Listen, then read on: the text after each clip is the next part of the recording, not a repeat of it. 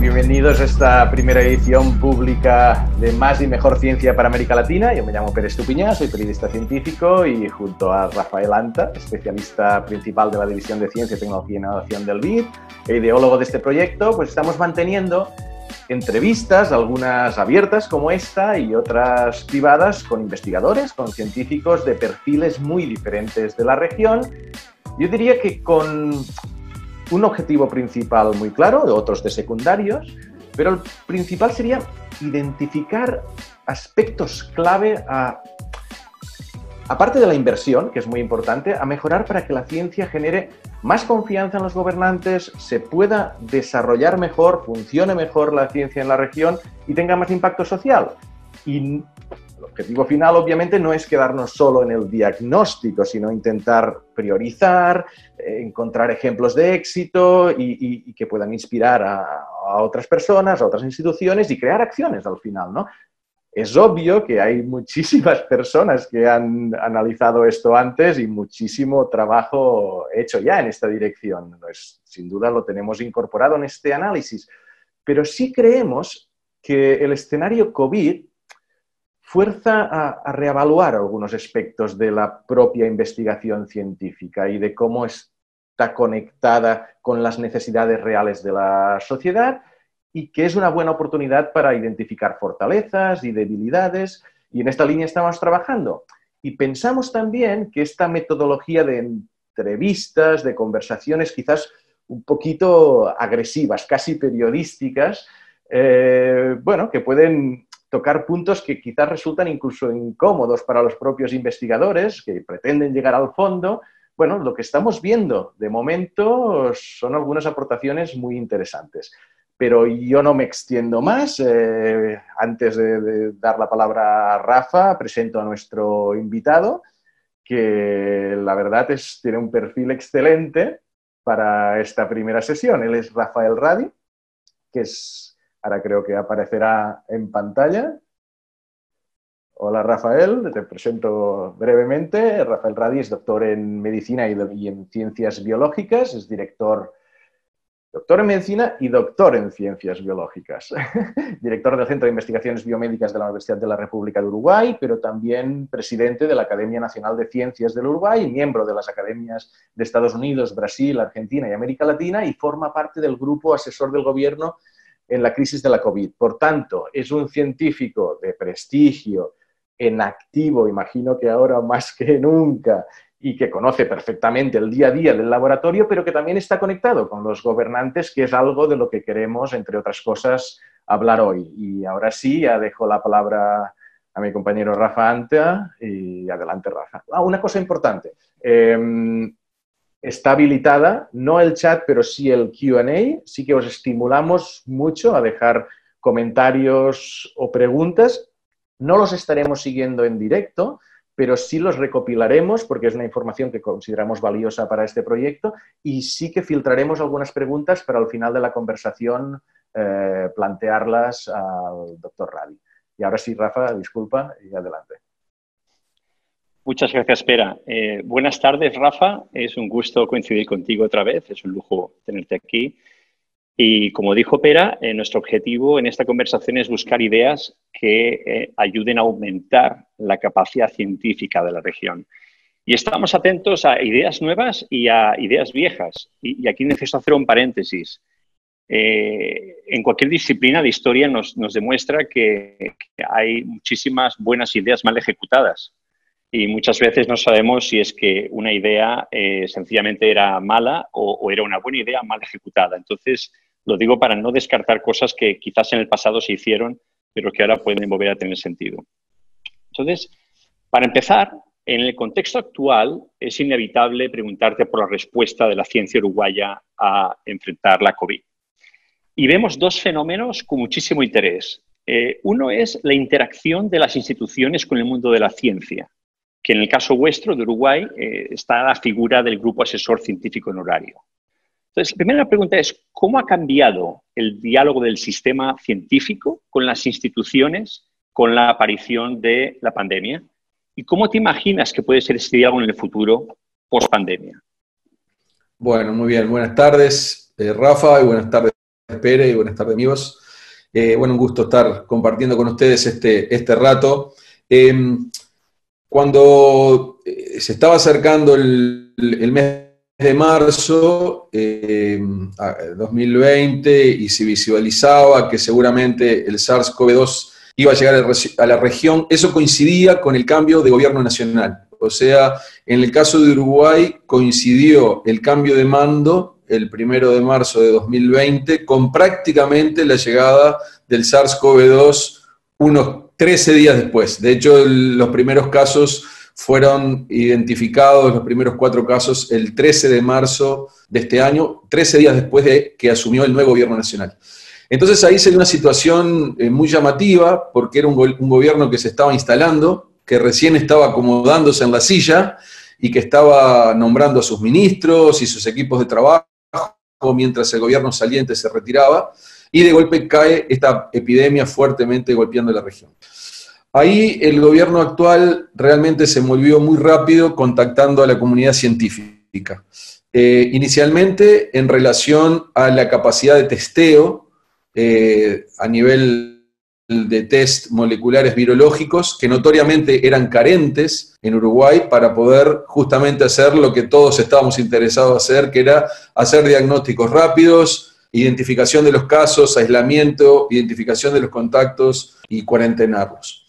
Entonces ahí hubo una respuesta muy rápida de un conjunto de instituciones uruguayas, entre las que destaco la Universidad de la República, que es la institución que me aloja a mí, que es la universidad pública principal del país, el Instituto Pasteur de Montevideo, y otras instituciones como el Instituto de Investigaciones Biológicas Clemente Estable y el Instituto Nacional de Investigaciones Agropecuarias, todos los cuales, en conexión con el Ministerio de Salud Pública, pusieron a disposición todos los equipos de biología molecular, todos los PCR básicamente, todos los reactivos y todo el know-how y la red de contactos internacionales, es decir, todas las redes, compañeros, colegas, amigos e instituciones que en Europa y en Asia ya tenían conocimiento de cómo venía la epidemia y cómo se debía dar una respuesta desde el punto de vista diagnóstico lo más rápido posible. Entonces, mientras no llegaban kits diagnósticos del exterior, Uruguay generó las capacidades locales. Muy rápidamente hubo un redireccionamiento de la academia hacia eso, y en el mes de marzo básicamente se terminó resolviendo una gran parte de la disponibilidad de los test de diagnóstico molecular en convenio y acuerdo con el Ministerio de Salud Pública. Ese fue como un primer gran jalón. Un segundo gran jalón tuvo que ver con la solicitud que el gobierno nacional le hizo a un conjunto de científicos, y en particular me solicitó a mí que fuera el coordinador nacional de la respuesta científica anti-COVID, algo que hice en estrecho contacto con las autoridades de la Universidad de la República. Nuestra universidad es una universidad pública, naturalmente se debe a la nación.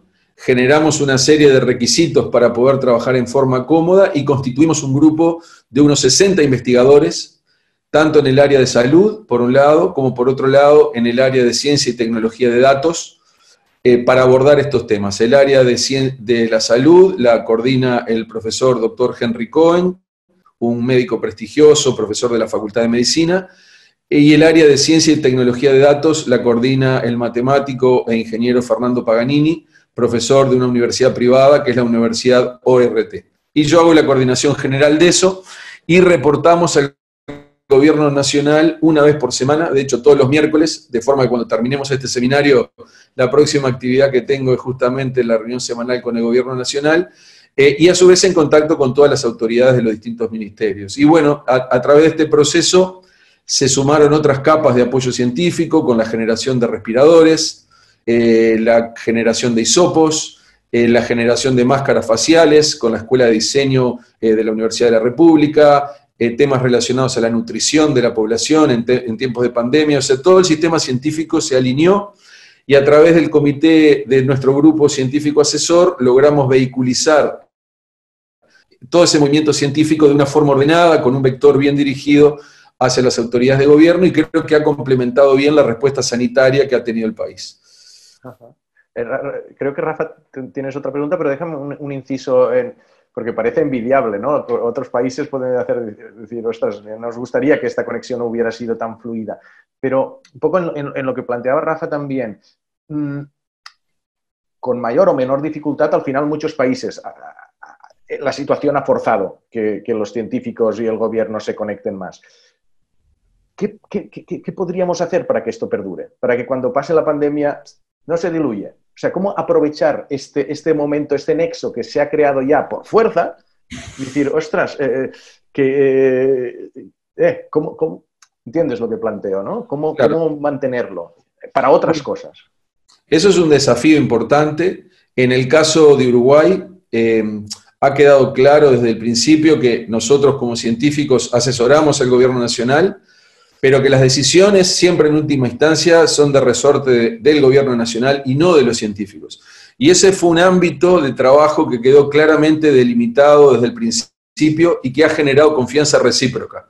Nosotros proveemos ese asesoramiento científico, ustedes lo toman, lo conectan con otras dimensiones que quizás no sean científicas, que pueden tener con lo social, con lo cultural y con lo económico, y las decisiones son de ustedes. Eso ha sido muy importante para generar confianza y mantenerse cada uno en un ámbito de acción. Me parece que ese es un elemento muy importante.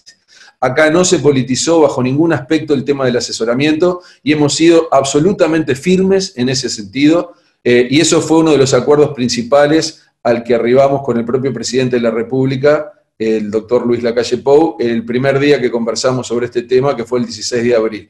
Que queden claramente delimitados los dos ámbitos de acción, el ámbito de la ciencia y el ámbito de la política. Yo creo que eso fue muy importante.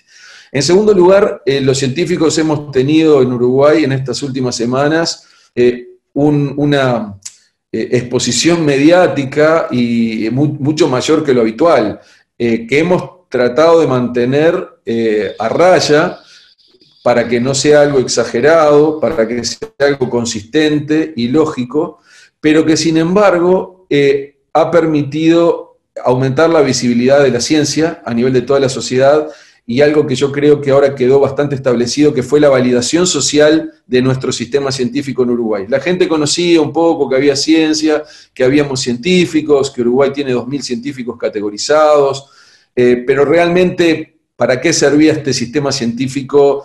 En términos poblacionales se conocía muy poco. Ahora nosotros recibimos permanentemente comentarios, miradas, visiones acerca de que, bueno, parece como que se descubrió una capacidad nacional que la población en general no la tenía muy clara, y creo que esa validación social es la que nos puede dar la validación a nivel del mundo de la política. Y en el caso de Uruguay nosotros tenemos una herramienta formidable, potencial, de cara al futuro, porque el presupuesto quinquenal, como dije, este es un gobierno que recién llega, en este año se va a procesar el presupuesto nacional para los próximos 5 años, y bueno, acá el gobierno nacional actual tendrá una oportunidad de ver si le da a la ciencia un mayor nivel de prioridad. Entonces, estamos trabajando en paralelo a esto, desde las Academias Nacionales de Ciencias, la Academia Nacional de Medicina, el Consejo Nacional de Ciencia y Tecnología y las propias universidades, para generar un espacio de reflexión para poder aportarle insumos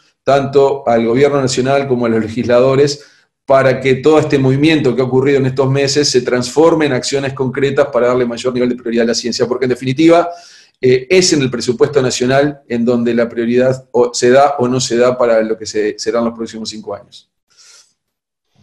Muy bien. Rafa, el otro fenómeno que nos parece extraordinario es que ha sido ver en tiempo real cómo la ciencia ha multiplicado la diversidad de disciplinas bajo un mismo equipo o red. Y el caso vuestro es obvio, ¿no?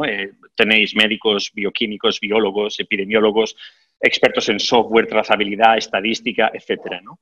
Entonces, queda muy claro que entender y resolver el problema requiere muchísimas habilidades. No es nuevo tener en un equipo varias disciplinas, pero no era habitual tener tantas. ¿Cómo ha sido esta experiencia y cómo te imaginas que esto deja cosas también para el futuro? Eso es una muy buena pregunta. Inicialmente, nosotros en el grupo asesor científico honorario éramos 3, el profesor Cohen, Paganini y yo, y muchos se preguntaban, bueno, estos 3, ¿qué van a hacer? El tema que no eran 3, eran 60, porque básicamente pudimos consolidar un grupo interdisciplinario de alto nivel con dos prerrogativas: excelencia científica y camaradería. No teníamos tiempo para los disruptivos, no teníamos tiempo para perder tiempo. Entonces fue muy importante generar grupos de trabajo consistentes, amigables, proactivos, con trabajo en equipo. Y entonces generamos una dinámica de trabajo que es semanal. Cada área, el área salud y el área datos, tiene a su vez 4 subgrupos. En el área salud tenemos el área de atención primaria, el área de especialidades, el área de aspectos básicos de la medicina y el área de medicina intensiva y altamente especializada. Cada uno de sus subgrupos nos reporta una vez por semana, a punto de partida de preguntas que surgen del gobierno, de nosotros y de los propios grupos. Y el área de datos también tiene 4 subgrupos, una parte que es de apps y básicamente y tracing, una parte que es de modelado, una parte que es de muestreo, y hay otra parte que tiene que ver con vigilancia epidemiológica y obtención de datos. Entonces hay 8 grupos, pero a su vez esos 8 grupos dialogan entre sí, tanto dentro del área de salud como interáreas. Y bueno, este es todo un trabajo que obviamente lleva mucho tiempo.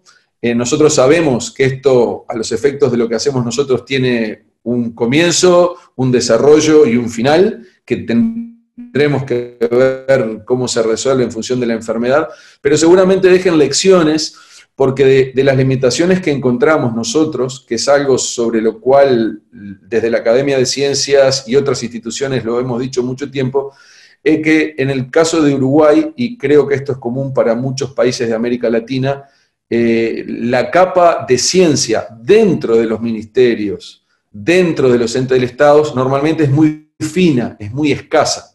Normalmente los profesionales de los ministerios trabajan mucho en la coyuntura, en resolver el problema ya, pero no hay una capa de ciencia instaurada.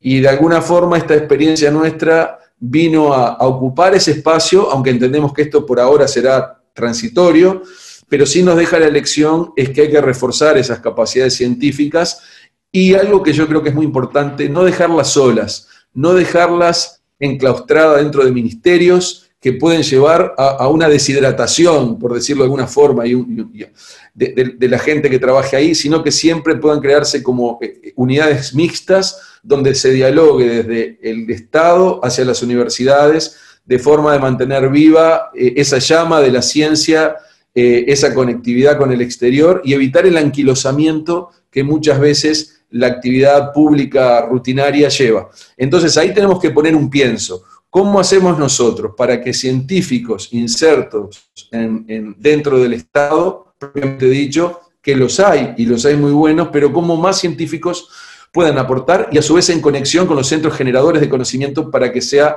realmente algo en permanente ebullición? Entonces eso es un diagnóstico que la realidad nos mostró en forma muy virulenta ahora para hablar de una analogía, y que creemos que también es una lección para el futuro. Sí. Queremos ir avanzando, pero es que este punto, como tenemos vocación de profundizar, yo creo que ese es el reto, encontrar la estructura ideal, esta estructura mixta que comentas. Has dicho que no tiene que estar dentro de los ministerios, has dicho varias cosas. Tienes, muy rápido porque tenemos que avanzar, pero ¿alguna precisión más de esta estructura, estas estructuras mixtas que serían lo más eficiente posibles? Bueno, yo creo que ahí hay que trabajar mucho. Yo creo que, es decir, hay como que rediseñar algunas estructuras ministeriales o de los organismos del Estado y dar oportunidades justamente para generar cargos mixtos que quizás sean cofinanciados por 2 instituciones o financiados por una institución, pero que en comisión tengan una fuerte inserción universitaria o académica. Creo que ahí hay que ponerle mucho pienso. Hay algunas experiencias internacionales, por ejemplo en Alemania, de las que deberíamos aprender.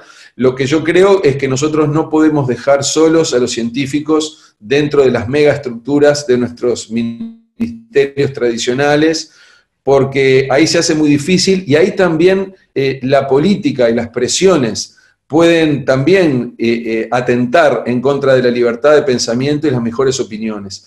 Yo creo que una de las experiencias importantes de esto que hemos transitado nosotros es justamente que nosotros elaboramos informes científicos. Esos informes científicos están totalmente documentados, damos todas las referencias, tenemos una estructura de reporte.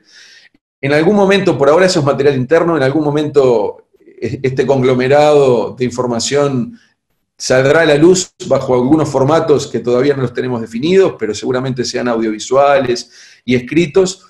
Pero algo muy bueno es que nosotros trabajamos con total y plena libertad. Cuando llegó el momento de la reapertura de las escuelas, porque en Uruguay las escuelas se empezaron a reabrir a principios de mes, nosotros elaboramos un informe de 20 páginas con el aporte de pediatras, infectólogos, epidemiólogos, gente de modelos, que marcaba dónde estaba la experiencia internacional, el estado del arte, y por qué, desde el lado de la ciencia y en relación a la situación epidemiológica en Uruguay, se podía pensar como razonable que las escuelas podrían volverse a abrir.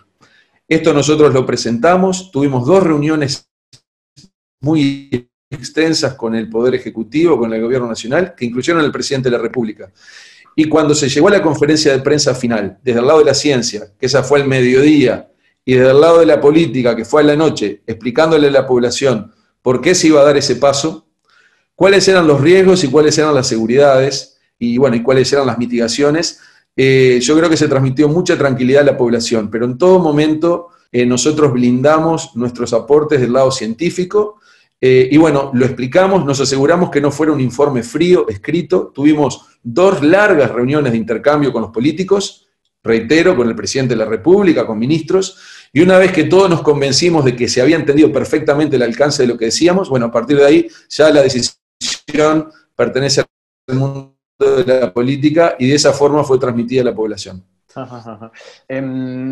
Estás diciendo cosas muy interesantes, ¿eh? Había una que no es de lo que queremos hablar hoy, pero sí que la profundizo, la importancia de la presencia mediática. Una de las entrevistas que hemos hecho nos decía es que en otro país primero me hicieron caso los medios y de allí los políticos, como vieron que aparecían investigaciones que podían ser importantes en esa situación, incluso empresas y entidades de financiación vinieron a nosotros. Esta presencia mediática que es importante. Está relacionado con el tema que queremos tratar ahora, que es de capital humano, ¿no?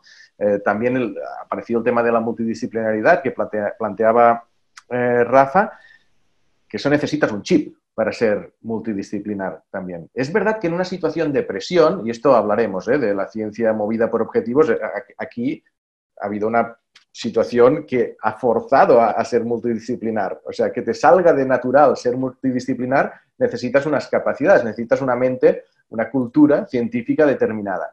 Entonces, en tema de capital humano, lo que estamos recogiendo es que todo el mundo nos dice que sí, que a nivel teórico, estoy hablando un poco a nivel regional, no solo de Uruguay, que hay buena capacidad científica, que quizás falta masa crítica, pero que quizás la masa crítica no es el principal escollo, que hay un tema de capacidades más allá de la investigación, de una cultura un poco diferente a otros países donde la ciencia está muy evolucionada.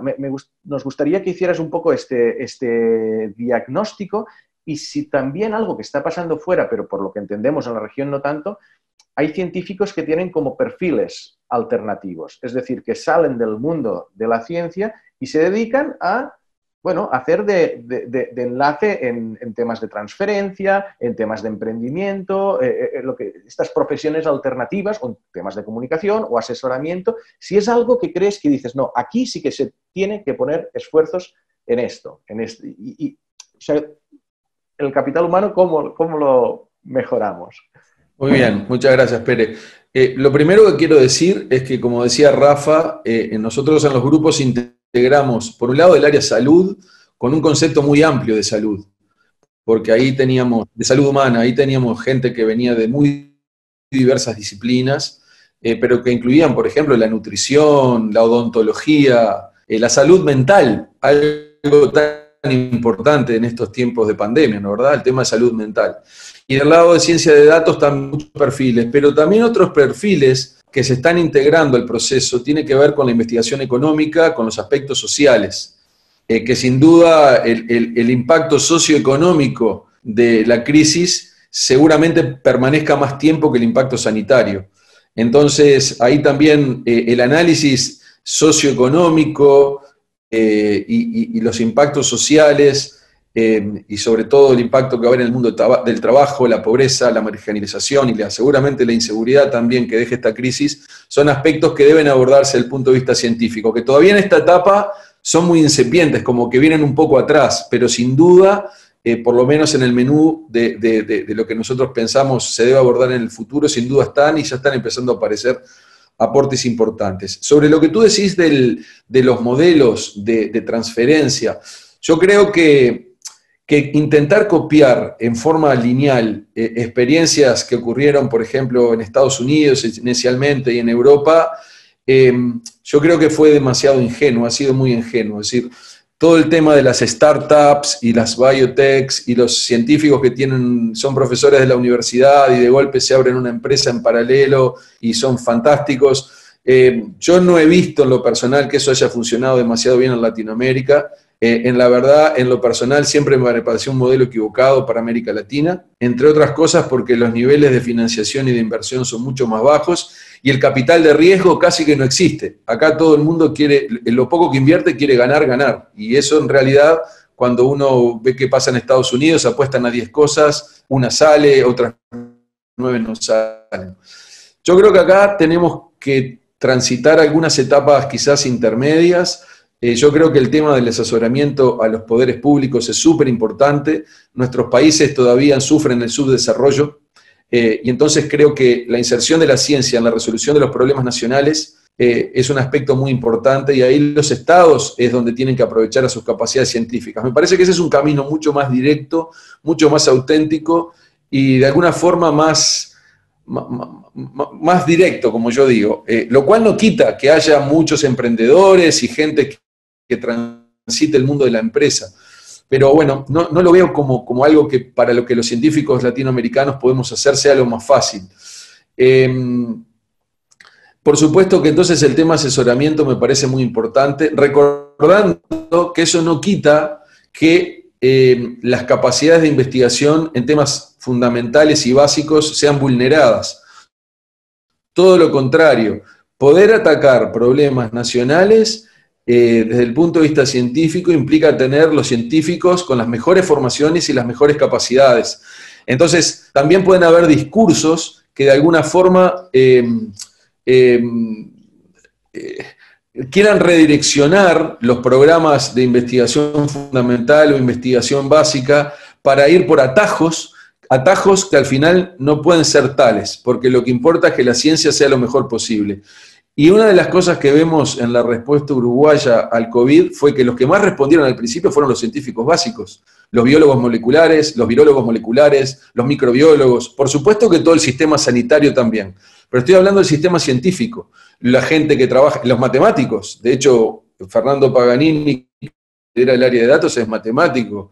Entonces, creo que hay que respetar mucho lo que las ciencias básicas pueden hacer, pero en ese contexto generar las capacidades para también dedicarle una parte del tiempo a abordar temas nacionales de interés.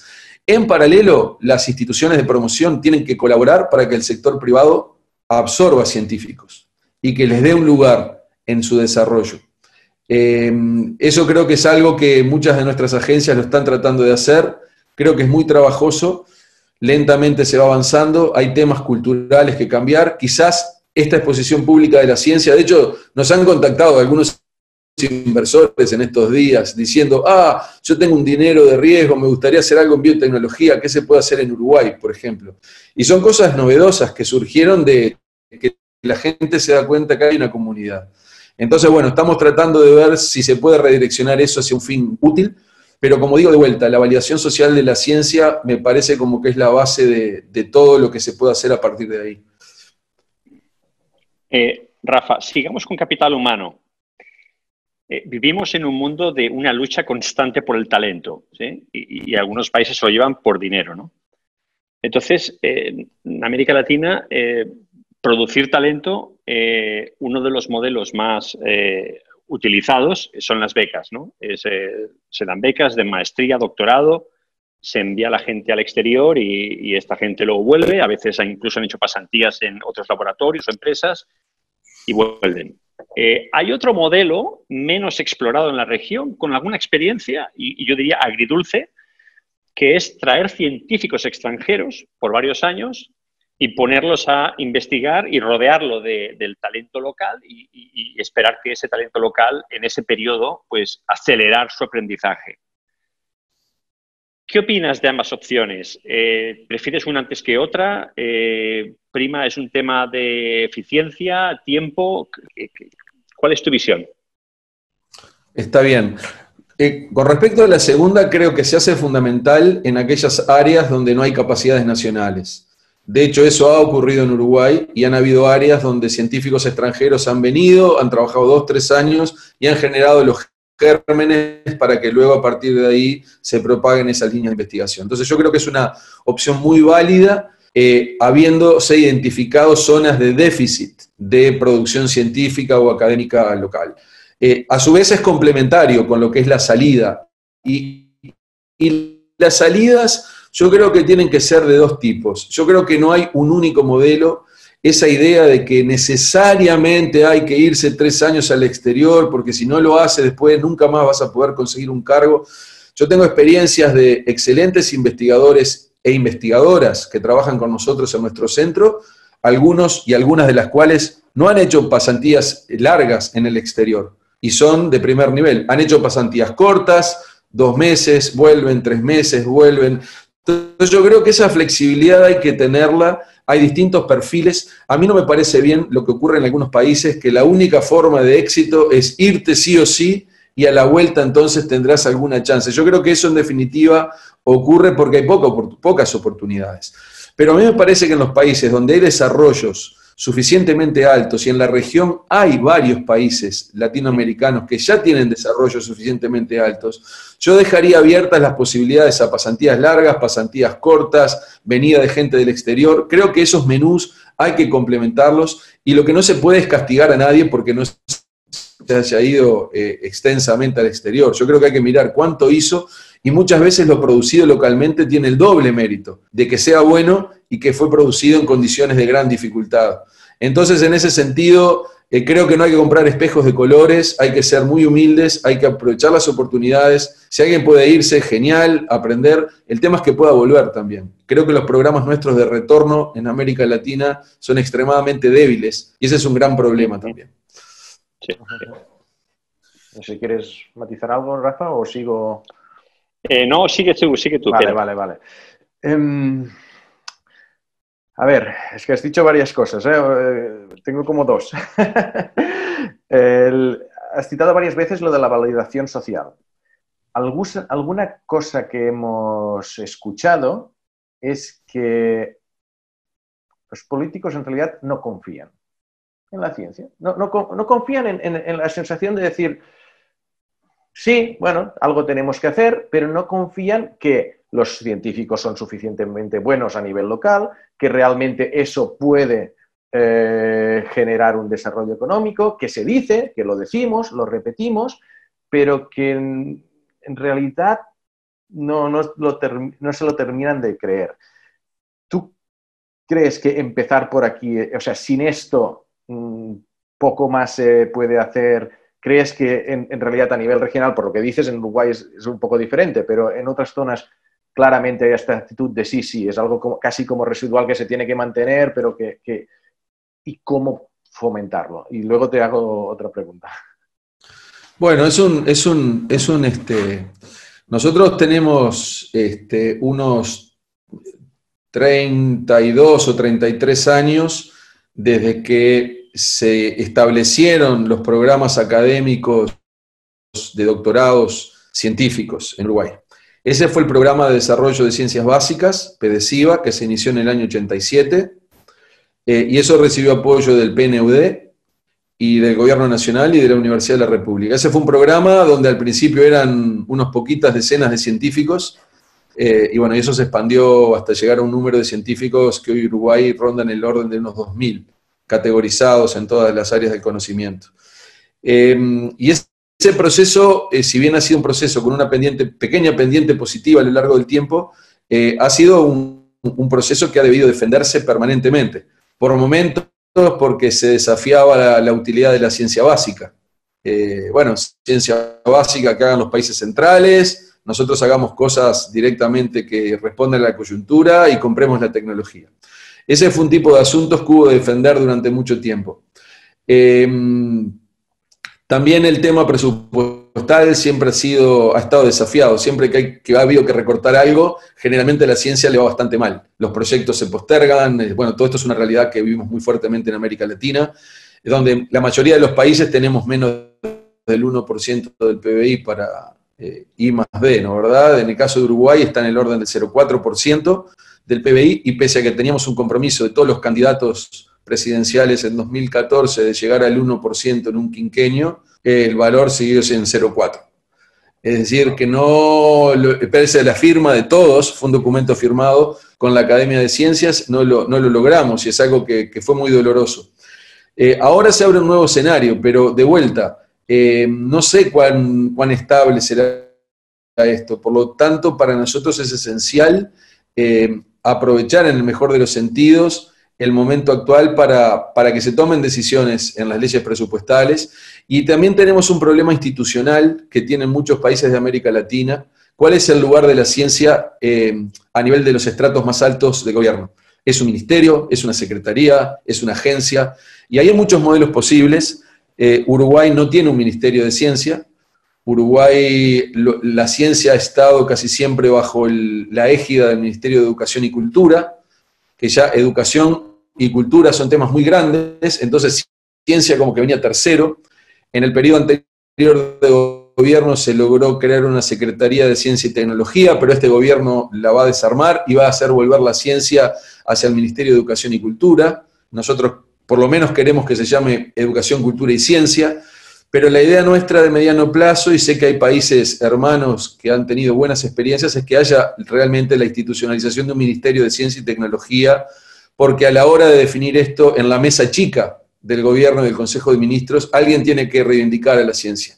Entonces, de acuerdo a la estructura de nuestro Estado, nosotros desde la Academia de Ciencias empujaremos para la constitución de un Ministerio de Ciencia y Tecnología, como existe en otros países y que han sido experiencias, entendemos, buenas.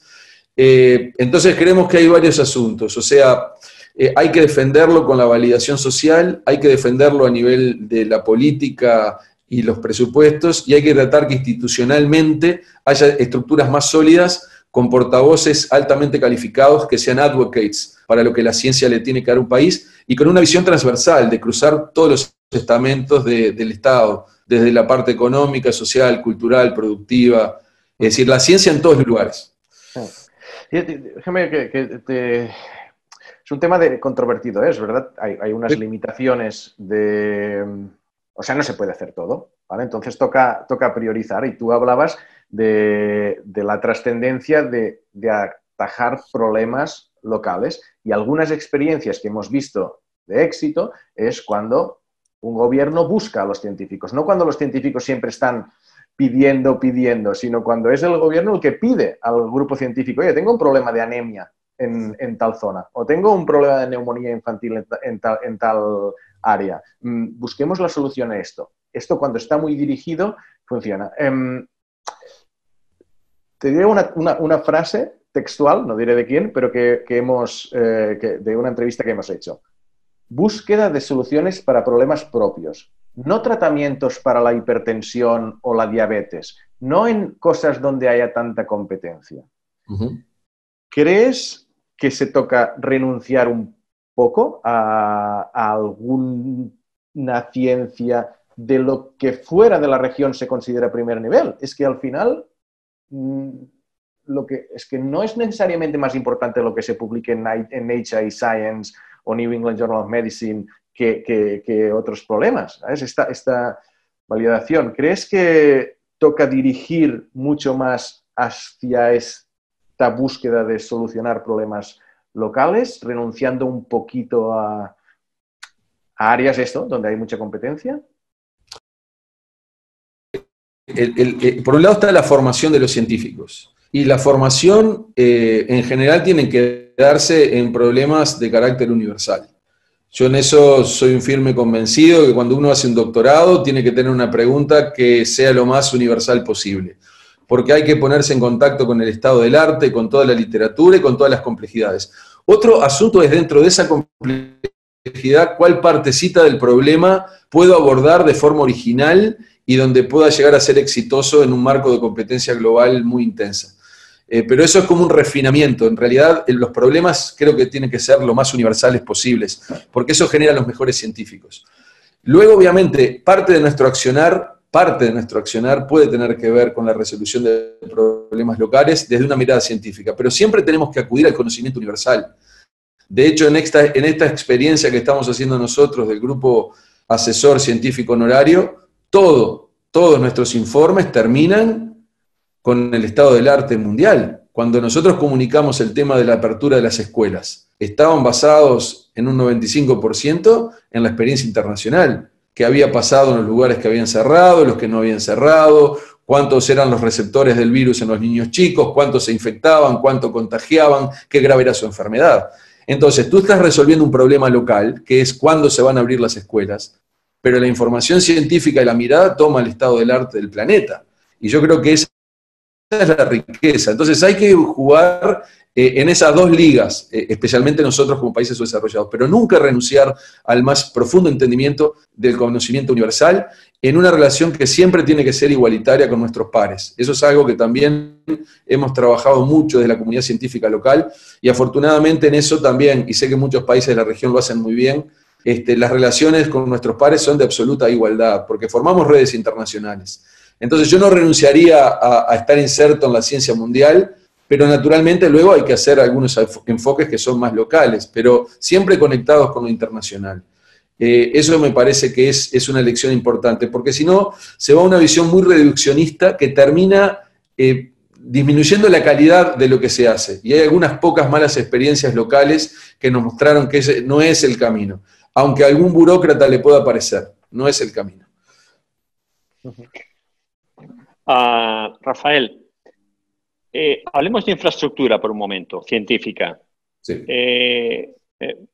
Como ya sabemos que el presupuesto siempre es bajo, muchos países obviamente enfrentan limitaciones o déficits de infraestructura científica, ¿no? Entonces toca ser muy eficientes. Una opción es decir, concentración, como puede ocurrir en el MIT en Boston, donde tú en una zona muy restringida tienes todo, de todas las disciplinas y de todos los colores. O tú podrías decir, no, vamos a mantener una dispersión, pero esa dispersión, esa fragmentación, hay que conectarla. Y eso tiene el desafío de trabajar en red. Y obviamente trabajar de una forma dispersa en red tiene otros beneficios también, ¿no? Llevas la ciencia al territorio. ¿Tienes alguna idea a favor o en contra de concentración versus dispersión? Bien, ese es un punto muy importante.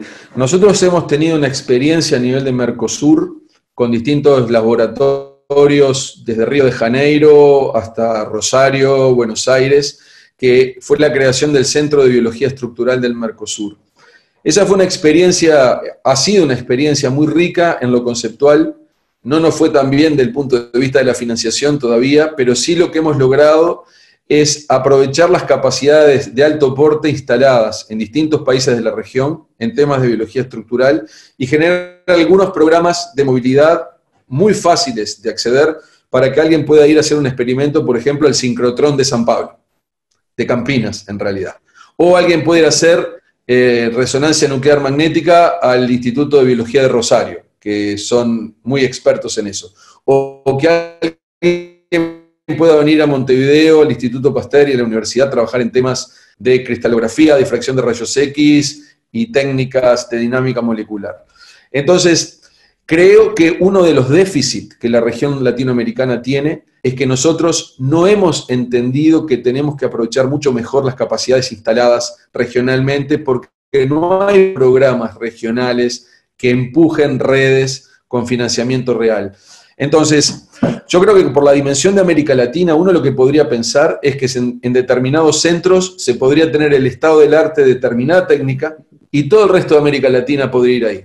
Por ejemplo, si uno quisiera hacer crioelectromicroscopía hoy, ¿no, verdad?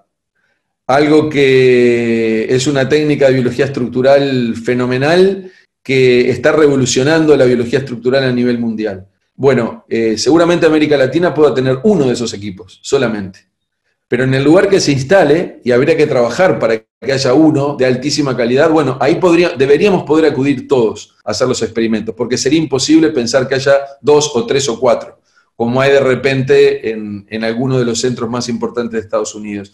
Entonces yo creo que tiene que ser una combinación, tiene que haber buenas capacidades locales, básicas, y luego tiene que haber algunos lugares identificados donde hayan equipamientos de alto porte, donde a su vez, a través de programas regionales, supranacionales, los científicos de América Latina podamos circular e ir. Entonces, nuestra experiencia del Centro de Biología Estructural de Mercosur ha sido positiva, pero ha carecido de un apoyo, si bien inicialmente todo lo que era los fondos de convergencia estructural de Mercosur, parecía que una parte de eso iba a ir para la ciencia, al final no ocurrió, con lo cual esta red se ha mantenido con un fondo de subsistencia basal que de todos modos permite hacer algunas cosas. Pero creo que es un tipo de idea muy importante para combinar la posibilidad de que haya pocos lugares con tecnologías de alto porte, complementado con la posibilidad de ir a esos lugares a hacer los experimentos, pero esas cosas tienen que hacerse con mucha agilidad. Por ejemplo, quiero ir dentro de 2 semanas, bueno, hay un programa que yo en 2 semanas ya puedo estar, porque si me lleva 8 meses o 1 año hacer un formulario, hacer un expediente, bueno, ya perdí la oportunidad. Sí. Algo como hace EMBO en Europa, ¿no, verdad?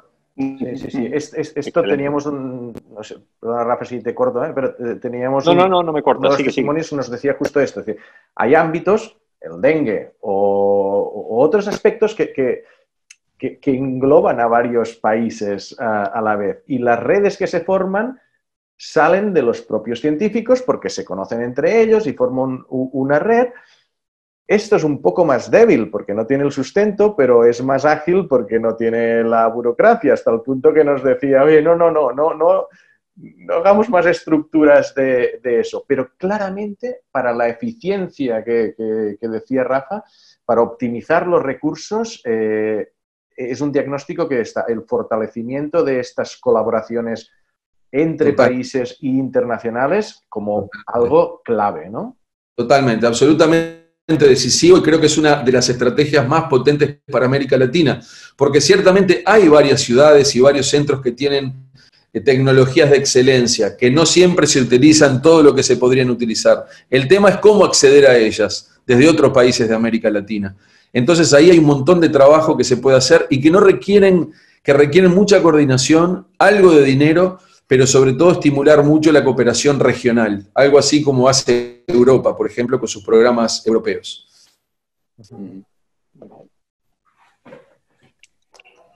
Espera, ¿preguntas tú?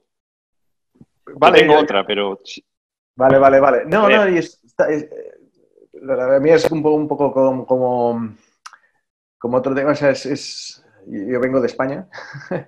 En España se critica mucho, o se ha criticado mucho, digamos, la burocracia, como en todos lados, y han aparecido nuevos modelos, quizás la universidad, como y tú estás en una universidad, pero que no es quizás el sitio más eficiente para hacer ciencia de excelencia, han aparecido los modelos de centros de investigación, pero es verdad que también tuvimos un ponente que nos defendía, oye, el gran valor que tiene la universidad como motor también de cultura a nivel regional, que es un poco lo que planteaba Rafa, yo creo que de ese valor de la ciencia a nivel regional, también de zonas pequeñas, ¿no? ¿Ves un papel diferente también en centros de investigación versus universidades respecto a otros modelos? O sea, al final el modelo tiene que ser que funcione en una región, no tiene por qué copiarse, claro. Exacto. Yo creo que los modelos, o sea, las universidades indudablemente juegan roles centrales, porque es el gran productor de las nuevas capacidades, ¿no? ¿Verdad? Y son lugares muy fermentales. a veces los institutos de investigación pueden ser un poco cerrados, puede haber como una cultura muy hacia adentro y que lo desconecte un poco de la realidad. Yo creo que lo ideal es tener las dos estructuras, pero en permanente diálogo entre sí. En el caso de la experiencia que conozco directamente, que es en Uruguay, los institutos de investigación que hay, tanto el Instituto Pasteur como el Instituto de Investigaciones Biológicas, como el de Investigaciones Agropecuarias, tienen una cantidad de ida y vuelta con la Universidad de la República, hay cargos compartidos, cursos de posgrado compartidos, tesis compartidas. Así como hablaba hoy de la situación mixta entre el sector académico y el sector público estatal, yo creo que también entre los institutos de investigación y las universidades tiene que haber puentes y canales de comunicación muy fluidos. Eso logra comunidades científicas más sólidas, más fraternas, más solidarias, comunidades con puertas abiertas, donde se puede utilizar el equipamiento de todos lados, con los debidos recaudos, naturalmente, pero donde, digamos, se sinergiza y se potencia. Entonces yo creo que la ciencia tiene que tener, sobre todo en los países donde no hay gran financiación, un nivel de colaboración muy alto. Y para poder colaborar hay que tener laboratorios donde sea fácil acceder, profesores e investigadores con los que sea fácil hablar, actividades compartidas, ganar confianza y pensar en una lógica de la ciencia del siglo XXI que es una ciencia colaborativa mucho más que individual.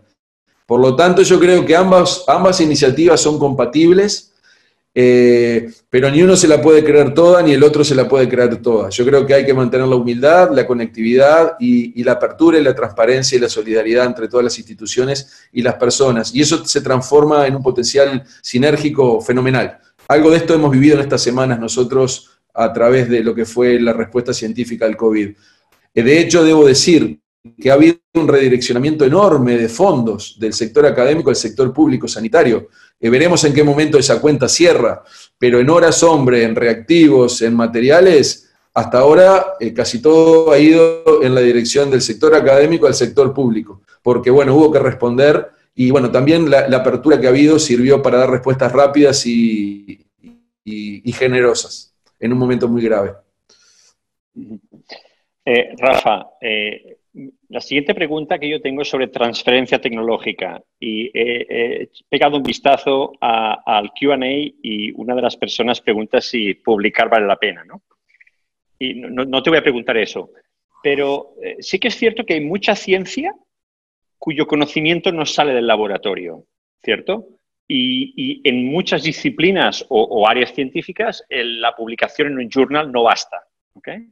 Incluso yo empiezo a ver algunos científicos que pueden considerarse de clase mundial que dicen no voy a perder tiempo publicando porque lo que yo quiero hacer es tan importante que necesito 6 años de investigar y luego ya publicaré después, ¿no? Y es muy difícil encontrar un contexto donde no te estén cobrando esto.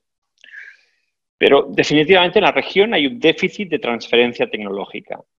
¿Crees que es un problema de emprendimiento, de que hace falta alguien que tenga la capacidad de ir al laboratorio y sacar eso de allí? Obviamente puede haber varios canales para sacar la ciencia del laboratorio, pero ¿qué falta aquí? ¿Qué se puede hacer? Sí, esa es una pregunta muy difícil. Yo creo que ahí depende mucho del tamaño, la dimensión del país y de asuntos objetivos de cada sociedad. En el caso de países pequeños, como es el caso de Uruguay, que hemos tratado de replicar algunas experiencias de otros países pequeños exitosos, como Dinamarca, Finlandia, por ejemplo, Nueva Zelanda, lo que ha habido es una actividad muy proactiva desde el Estado, tratando de surcir, unir oferta y demanda, digamos. La oferta creada de conocimiento al sector productivo y a veces una demanda que ni se sabe que existe, porque ese es el otro asunto. Hay muchas empresas, muchas que son pequeñas y medianas empresas de nuestros países que ni siquiera saben bien cuáles son sus problemas para mejorar su productividad, para mejorar sus ganancias.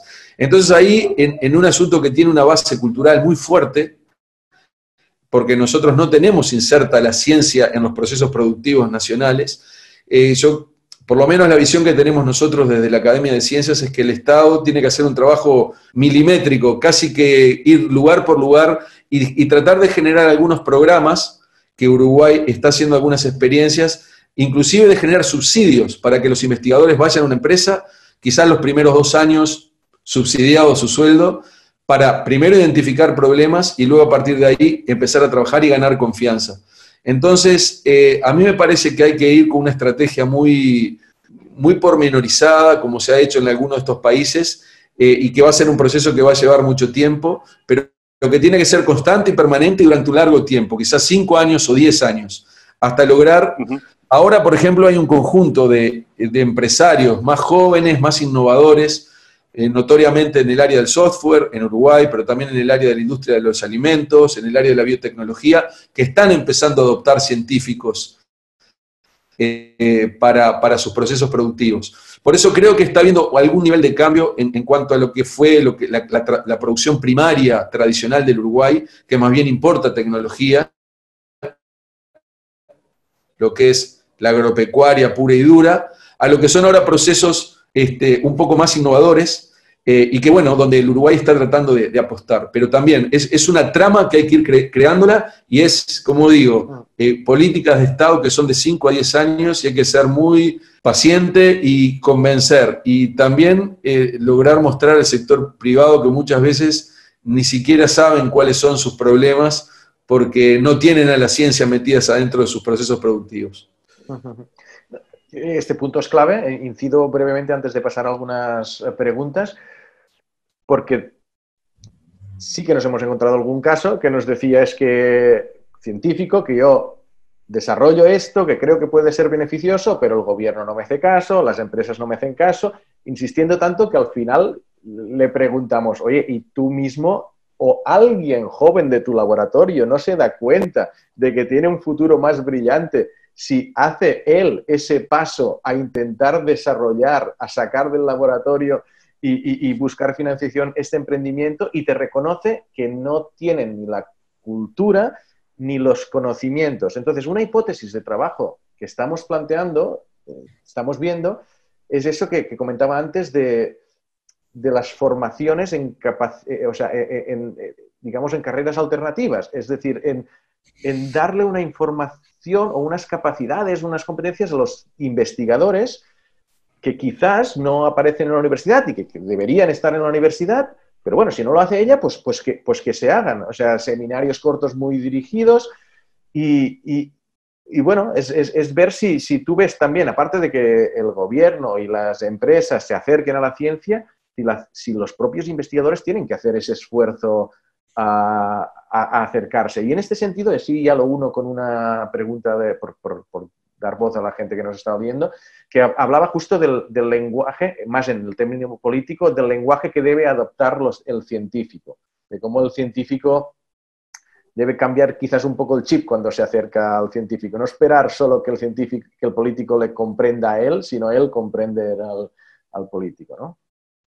Creo que ese esfuerzo que tú decís, Pere, de generar nuevas opciones, nuevos perfiles, generar iniciativas interdisciplinarias, que vayan más rápido que lo que las propias estructuras de las universidades a veces van, con sus comisiones, con sus claustros, con sus consejos. Ese es un elemento muy, muy importante. Creo que hay algunas iniciativas que se están empujando, pero creo que nosotros como científicos tenemos que estar muy alertas a eso y ser muy propositivos en proponer nuevos enfoques interdisciplinarios, es decir, estar bien en la frontera de lo que está ocurriendo, y eso es algo que inclusive va a alimentar a nuestras propias instituciones para modernizarlas, para hacerlas más ágiles. Seguramente también tenemos como científicos alentar que profesionales que están insertos en la industria vuelvan a la academia a hacer cursos, seminarios, como tú dices. Ahora tenemos toda esta posibilidad de las teleconferencias que nos amplían enormemente nuestra capacidad de hacer cursos de nivelación, de perfeccionamiento. Entonces ahí como que hay estrategias nuevas que deberíamos aprovechar y usar mucho más.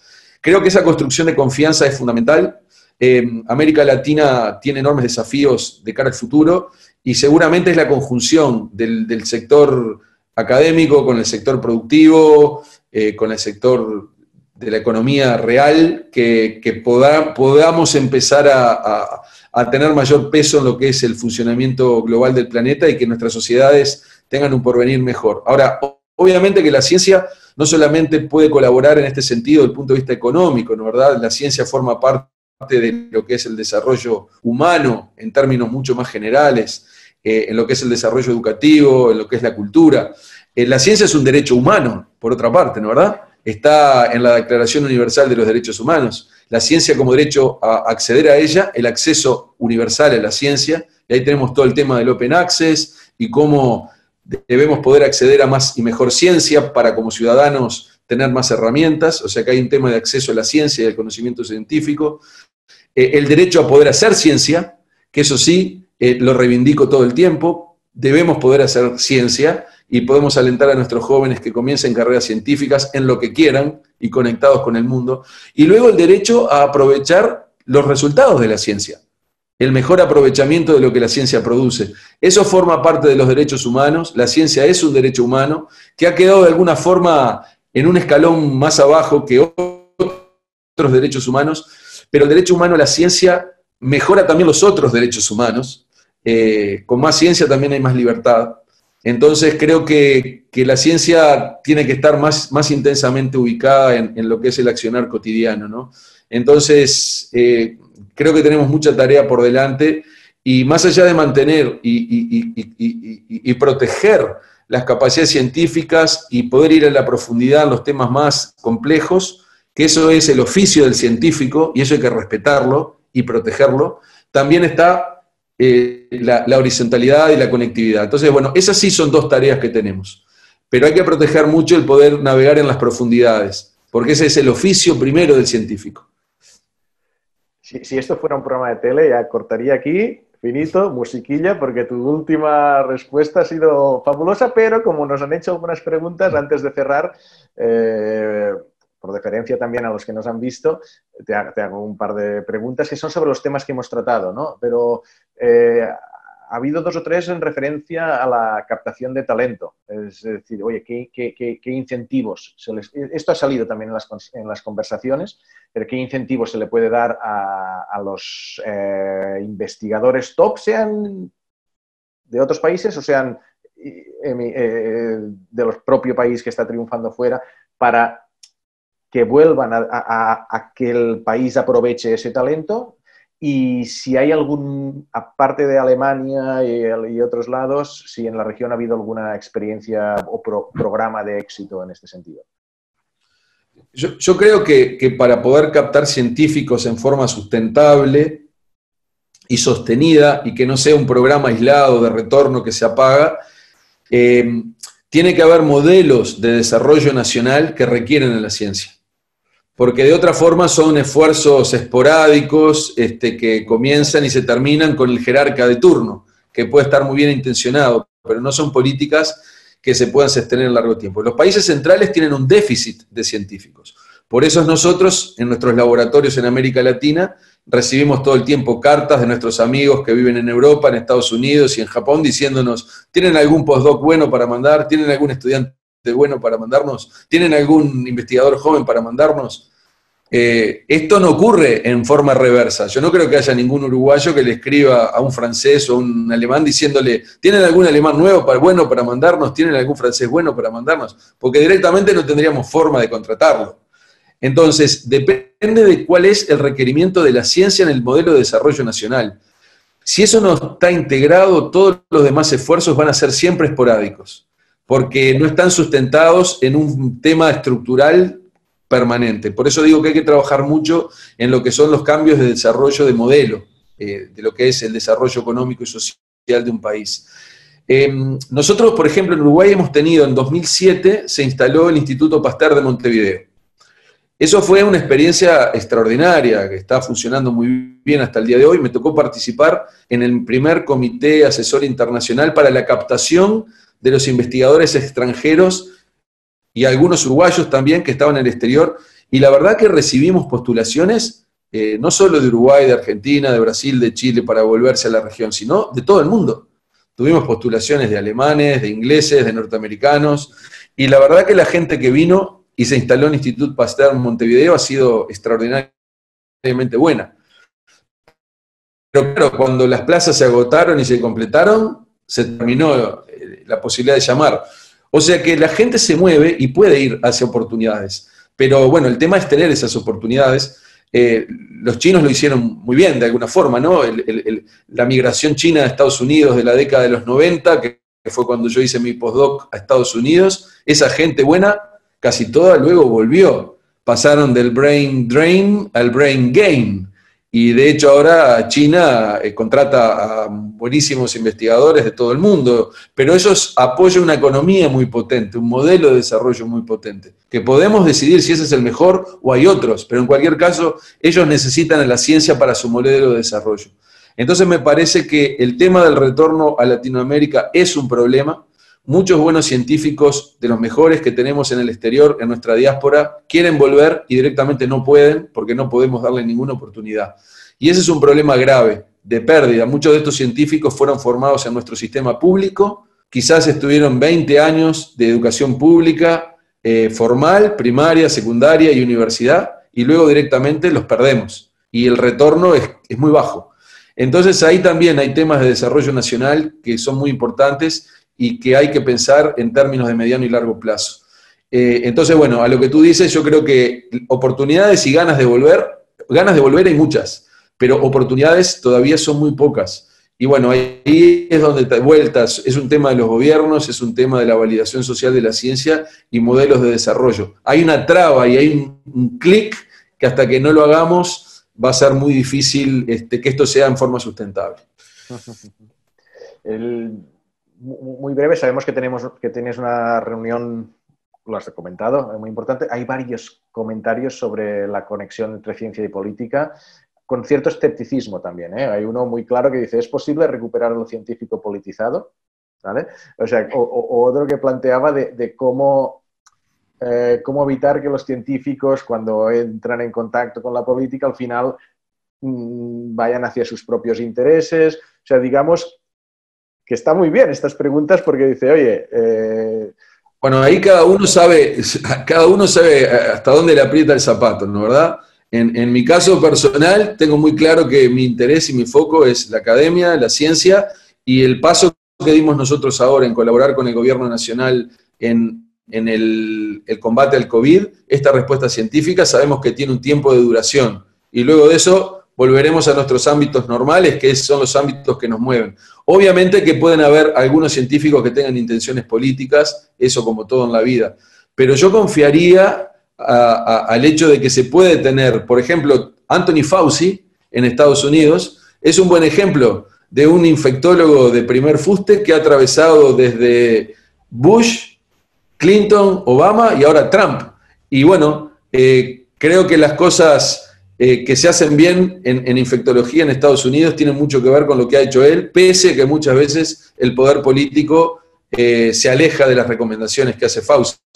Y bueno, lo veo como un ejemplo de alguien que ha mantenido su foco en la ciencia, en la calidad, y que ha atravesado gobiernos republicanos, democráticos, y ha ido desde el HIV hasta el SARS-CoV-2. Ha atravesado el ébola, todos los virus posibles, y sin embargo se ha mantenido a través de distintas administraciones. Ahí tenemos un ejemplo muy interesante a explorar. Rafa, no sé si quieres comentar alguna cosa. No, yo no tengo más preguntas. O sea, me pasaría 24 horas más hablando con Rafa y contigo y preguntándole muchísimas más cosas. Lo cierto es que tenemos muchas más preguntas, pero que no podemos hacerte porque el tiempo es limitado. Y yo, por mi parte, solo quisiera agradecerte el tiempo que nos has dedicado y tu apertura y tu estilo de sinceridad. Ha sido súper enriquecedor para nosotros. Para los que nos escuchan, tendremos más sesiones como la de hoy. No estamos en condiciones de decir con quién y cuándo, pero estamos trabajando en ello. Y le paso la palabra a Pera. Muchas gracias, Rafa. No, pues sumarme a los agradecimientos, Rafael, y lo mismo, o sea, los que nos están viendo y han dejado muchos comentarios que eso nos son muy útiles porque esto no son encuentros aislados, forman parte de un proyecto ambicioso, pero que sí que queremos que dé algunos resultados y pues les emplazo al próximo encuentro público que será dentro de unas semanas cuando sea. No, pues muchas gracias y a todos y hasta el próximo encuentro. Gracias a ustedes desde mi querida Montevideo. Saludos para todos.